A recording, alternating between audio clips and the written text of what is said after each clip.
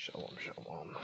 It's almost want to give full praises, honor, and glory to Yahweh Bashem Yahushua, Bashem Barakakadash. The blindness to the elders and apostles, the great millstone, who do and teach well. Those honest you brothers out there on the highways and byways. You GMS brothers, as well as you GMS affiliated brothers. Let's all keep pushing. This is young brother here, and I'll be getting to Numbers 21, verse 1 through 9. Deuteronomy 21:1. If one be found slain in the land which the Lord Yahweh thy power giveth thee to possess it, lying in the field, and be not known who has slain him. Right? EnduringWord.com, Deuteronomy 21:1. Right? The law of unsolved murders. If anyone is found slain, presumably death from natural causes had been ruled out, and it was evident that the deceased man had been murdered, yet it was not known who had killed him. Right? Forensics in the ancient world, right? You don't see any wounds, and the person looks like he died from natural cause if there was no struggle, right? And all those things have been ruled out, and it looks like there is marks, right? And there is a sign of a struggle, right? Then you would say, okay, this person was murdered, but in investigations it was not known who killed him, right? And it was not known who killed him. This was important based on a principle in Numbers 35 and 31 to 34, right? So let's see that one. Numbers 35 and 33. So you should not put the land wherein you are for blood at the fall of the land. A land cannot be cleansed, the blood that shed therein, by the blood of him that shed it. Exactly. Okay, so back then, if someone committed a murder, then they would have to die, right? But nowadays, right? Our people, the blood of our people is stuck in, especially here in America, right? On this side of the globe, right? Canada, America, South America, Central America is the blood of our people, right? And that blood has not been cleansed yet, right? Because the people that shed our blood are still at large. They haven't paid for it yet, but they're going to pay in the kingdom. And before the kingdom, they're going to pay in World War III when those missiles come down, right? That's why you read about how the destruction shall come upon the third part of man. Because the three classifications of man: the sons of God, which are Israel, right? So-called Negroes, Hispanics, Native Americans. You have the sons of man, which are these other nations, right? Ephraim, Ashur, Moab, Ammon, Japheth, right? All the sons of Japheth, Ham. I probably said Elam already, Ishmael. Let me see if I can think of other ones. That's all I can think of right now, but I think I named just about all of them. But those are the nations that, those are the sons of men, right? And then you have the sons of the wicked, which that is the third part of man, where destruction is going to come to. Right? It's going to destroy, wicked Israelites as well as the sons of men that are around too, right? But the sons of the wicked are Esau, Edom, right? So you read about the destruction come upon the sons of the third part of man. That means wherever these Edomites are, there's going to be missiles and there's going to be destruction that it's going to come there. All right, when World War III pops off, as we all know, when that destruction happens, the elect will be beamed up, right? There will be some of the elect that would have already been murdered, and they'll just, materialize onto the ships, right? The dead, and Yahushua shall rise first. Of course, brothers that died in the truth, right? They're gonna come back on that ship, the father ship, so on and so forth, as we all know. But yeah, that's what that means.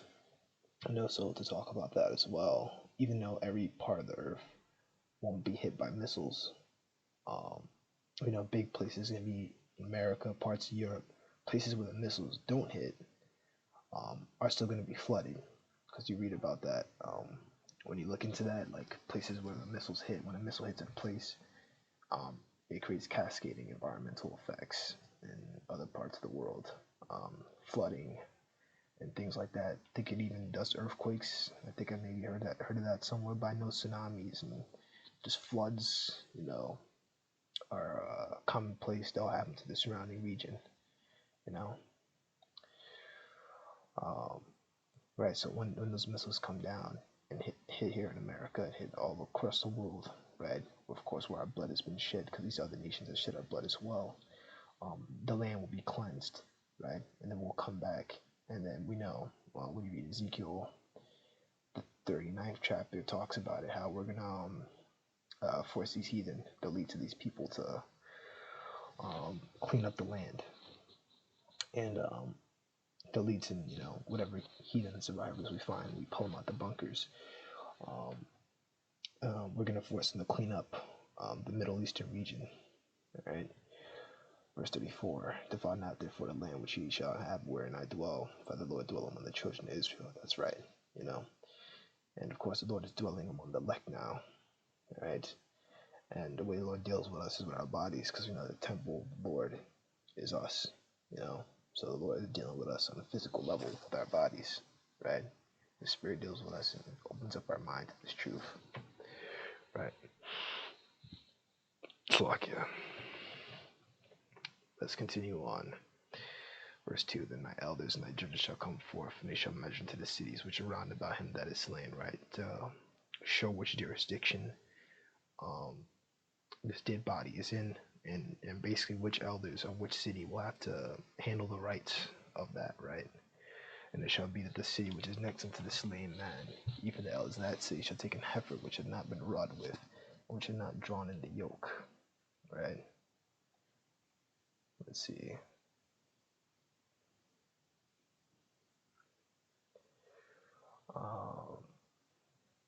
I think he has not been worked with. Okay. No plowed the ground, right? So, but basically unused heifer, which I think is a baby cow. Okay, so a young female cow. Heifer is a young female cow that have not born a calf. Jake actually uses that as an insult. Damn heifer, But let's see here.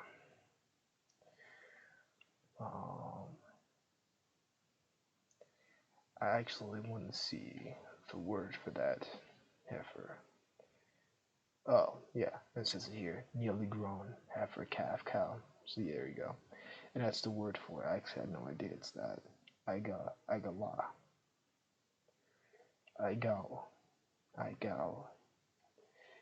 Igal, and Igala. Right, because you add that to make it feminine. But you add, the to make it feminine. The ha then to make it feminine. Verse 4, and the elders of the city shall bring down the heifer into a rough valley, which is neither ear nor sown, and they shall strike off the heifer's neck there in the valley. Right? So an heifer that has not been used to work the field at all. Right? A valley of running water that is neither plowed nor sown. Right? So farmland that was never used. Right? That should strike off the head of the heifer, then strike off the head of the heifer, or it says break the heifer's neck. Let's see here. Strike off. Break the neck of an animal. Irop. To bend downwards. There you go. Irop. And the priests of the sons of Levi shall come near, for them the Lord thy power hath chosen to minister unto him, and to bless in the name of the Lord. And their word, by their word shall every controversy and every stroke be tried. Right now we know we're all basically spiritually Levites, right? The tribe of Levi isn't done away with, where like they don't exist anymore, but now we're all sitting in that spot, right? We know that Yahushua is a high priest, and so on and so forth. It talks about that in the book of Hebrews, right? And then we're all supposed to judge as Israelite men, right? My brother, Reuben, the brother posted that out. He made a video about that recently, about judges. I didn't watch the whole thing.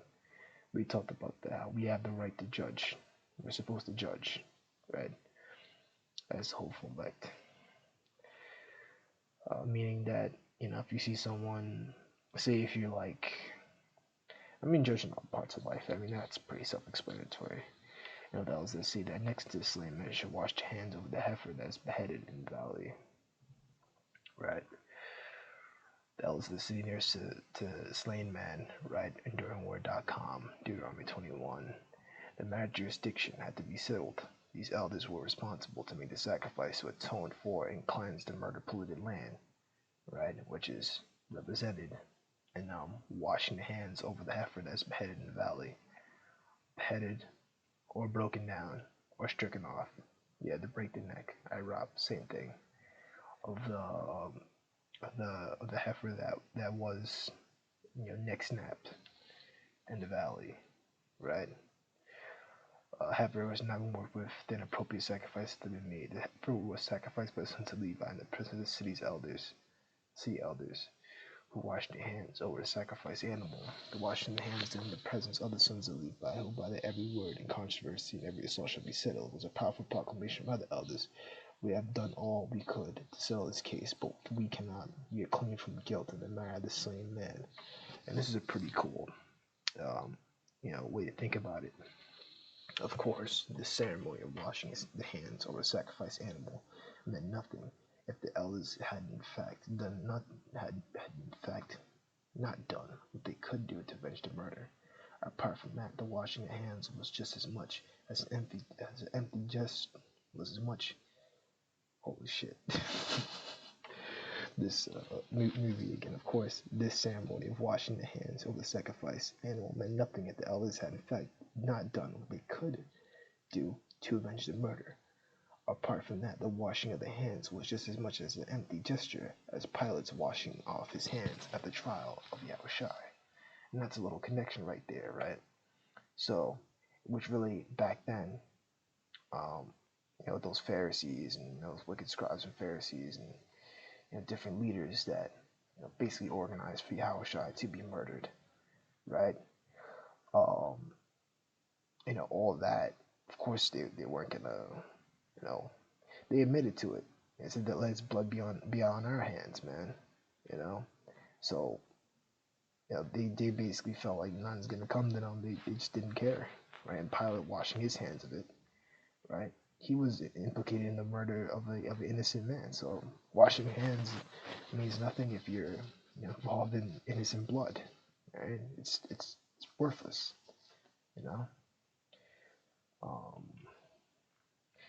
Verse 7, and they shall answer and say, our hands have not shed this blood, neither have our eyes seen it. Be merciful, Lord, to the people, thy people Israel, whom thou hast redeemed, and lay not innocent blood unto thy people of Israel's charge. Korab. Miss, middle, miss, through, inward, pretty much upon us, among, right? Faculty of thought, right? So don't jack us up, right? And the blood shall be forgiven them. So shalt thou put away the guilt of innocent blood from among you, and thou shalt do that which is right in the sight of the Lord.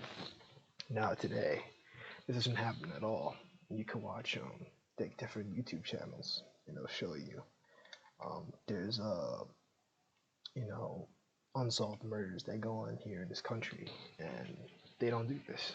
There's no reason or care. They just move along as usual. Like these serial killers that they'll be at large for a long time, and the murders will be unsolved. Which the serial killers, a lot of them are MK Ultra, and the CIA is actually training them. You can look that up for yourself. It's all over BitChute. I personally believe it, but yeah, that's pretty much what I wanted to get into. One, you guys were edified, and shalom.